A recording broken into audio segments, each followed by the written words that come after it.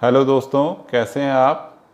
आज के इस वीडियो में मैं बात कर रहा हूं अपने नए एनसीसी यूट्यूब चैनल एनसीसी का एबीसी। इस वीडियो में हम एनसीसी का इतिहास एवं एनसीसी के उद्देश्य इसके विषय में जानेंगे। आइए जानते हैं एनसीसी के इतिहास के बारे में। तो एनसीसी का इतिहास शुरू होता है प्रथम विश्व युद्ध के दौरान, जो कि 1914 से लेके 1917 तक चला था। प्रथम विश्व युद्ध के कारण ब्रिटिश फौज में सैनिकों की काफ़ी कमी को महसूस किया गया। ब्रिटिश शासक भारतीय विश्वविद्यालय के छात्रों को सैन्य प्रशिक्षण देना चाहते थे, जिससे उनकी फौज के लिए अच्छे ऑफिसर व अच्छे सैनिक लगातार मिलते रहें। इस उद्देश्य को ध्यान में रखते हुए सन 1917 में यूनिवर्सिटी कोर यानी यूसी की स्थापना की गई। यूनिवर्सिटी कोर का पहला ट्रूप कलकत्ता विश्वविद्यालय ने 3 नवंबर 1917 को अपने यहाँ स्थापित किया। 1920 में भारतीय प्रादेशिक अधिनियम के पारित हो जाने से यूनिवर्सिटी कोर का स्थान यूनिवर्सिटी ट्रेनिंग कोर यूटीसी ने ले लिया। 1942 में यूटीसी का नाम बदलकर यूनिवर्सिटी ऑफिसर ट्रेनिंग कोर यूओटीसी रखा गया, लेकिन इस संगठन का दायरा बहुत सीमित था तथा बहुत कम छात्रों ने इसमें भाग लिया। 1946 तक यूओटीसी की देश में केवल 18 यूनिट कार्यरत थी। द्वितीय विश्व युद्ध 1939 से 1945 के समय यूओटीसी अपने उद्देश्य में विफल रही। इसका परिणाम यह था कि इसकी विफलता को ध्यान में रखते हुए युवकों को सैन्य प्रशिक्षण देने हेतु भारत सरकार ने 1946 में पंडित हृदयनाथ कुंजरू की अध्यक्षता में राष्ट्रीय कैडेट कोर समिति की स्थापना की। इस समिति ने संसार के सभी विकसित देशों द्वारा युवकों के सैन्य प्रशिक्षण का गहराई से अध्ययन करने के पश्चात मार्च 1947 में विस्तृत रिपोर्ट सरकार को दी थी। सरकार ने समिति की सिफारिश को स्वीकार करते हुए 16 जुलाई 1948 के एनसीसी अधिनियम यानी एनसीसी एक्ट के द्वारा रक्षा मंत्रालय के अधीन राष्ट्रीय कैडेट कोर की स्थापना की। अब जानते हैं एनसीसी के विकास के संदर्भ में। राष्ट्रीय कैडेट कोर के सफल संचालन के लिए रक्षा मंत्रालय ने राष्ट्रीय कैडेट कोर निदेशालय की अप्रैल 1948 में स्थापना की गई और कर्नल जीजी बैबूर सैनिक अधिकारी को उसका प्रथम निदेशक नियुक्त किया, जो बाद में जनरल के पद से रिटायर हुए।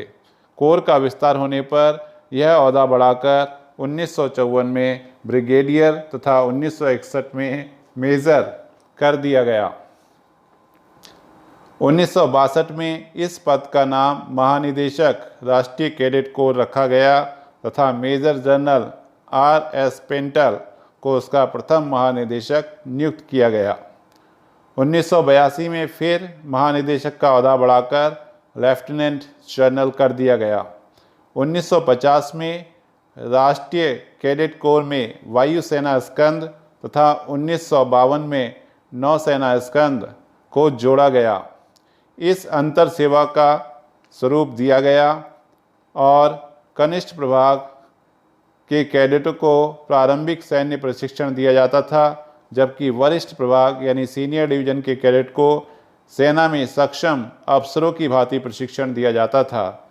इस उद्देश्य के लिए एनसीसी में सेना की तरह कवचित कोर, तोपखाना, इंजीनियरिंग, सिग्नल, इन्फेंट्री तथा चिकित्सा कोर की यूनिट गठित की गई थी। सन 1949 में स्कूल व कॉलेज के छात्र छात्राओं को समान अवसर देने के लिए छात्रा प्रभाग यानी गर्ल्स डिवीज़न आरंभ किया गया था। एनसीसी के विकास में गहन रुचि लेने वाले पंडित स्वर्गीय जवाहरलाल नेहरू के निर्देश पर सन 1952 में सामुदायिक विकास के इस पाठ्यक्रम में शामिल कर इसे विस्तृत कर दिया गया। 1960 तक देश के स्कूलों व कॉलेज में एनसीसी के लिए मांग बहुत बढ़ गई और बढ़ती हुई मांग को पूरी करने के लिए एक और संगठन एनसीसी राइफल्स की स्थापना की गई।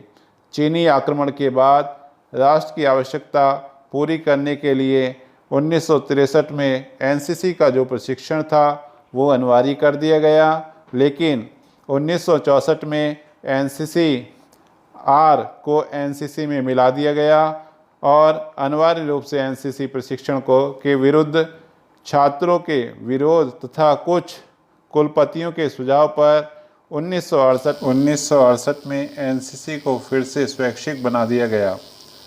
वर्ष 1997 में इसके पाठ्यक्रम में खेलकूद को शामिल कर लिया गया। वर्ष 2006 में एनसीसी के पाठ्यक्रम में field engineering, communication, obstacle training तथा पोस्चर प्रशिक्षण को शामिल कर लिया गया। आज एनसीसी में कुल 13 लाख से अधिक कैडेट हैं। इनको प्रशिक्षित करने हेतु देश में 95 group headquarters, 667 army wings, 60 unit naval wing तथा 61 एयर स्क्वाड्रन कार्यरत हैं। अब जानते हैं एनसीसी के उद्देश्य के बारे में। एम्स ऑफ एनसीसी देश के युवाओं में चरित्र, सहचर्य, अनुशासन, नेतृत्व, धर्मनिरपेक्षता, रोमांच, स्पोर्ट्समैनशिप तथा निस्वार्थ सेवा का भाव का संचार करना। दूसरा, संगठित, प्रशिक्षित व प्रेरित युवाओं का एक मानव संसाधन तैयार करना, जीवन के प्रत्येक क्षेत्र में नेतृत्व प्रदान करना व देश की सेवा के लिए सदैव तत्पर रहना। तीसरा, सशस्त्र सेना में जीविका यानी कैरियर बनाने के लिए युवाओं को प्रेरित करने हेतु उचित वातावरण प्रदान करना। राष्ट्रीय कैडेट कोर का ध्येय है एकता और अनुशासन, यूनिटी एंड डिसिप्लिन। आप मेरे इस चैनल को लाइक कीजिए, शेयर कीजिए, सब्सक्राइब कीजिए। धन्यवाद।